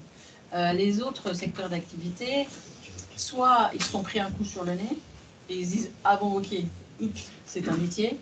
Soit leurs concurrents se prennent un coup sur le nez, ils se disent oula. Si ça m'arrive, je vais quand même m'en préoccuper un peu. Donc c'est plutôt par l'expérience dans le dur que ça bascule. Vous êtes déjà brûlé une fois pour savoir. Là typiquement aujourd'hui, il y a eu les attentats, le Bataclan, Zaventem, etc. Elles se sont toutes préoccupées de la sûreté. Là c'est les cyberattaques, ça les fait quand même toutes réfléchir. Elles se disent de toute façon, je suis le prochain. Enfin, ça va. C'est pas possible que ça m'arrive pas. Et donc, c'est une entrée par un scénario. Et après, du coup, on travaille la gestion de crise de façon holistique, mais souvent, ça rentre par un exemple précis. Soit il leur est arrivé un truc, soit c'est arrivé à un concurrent, soit il y a un déclenchement, il y a un déclic qui se fait. Merci. Un grand merci à Emmanuel Hervé pour cette présentation.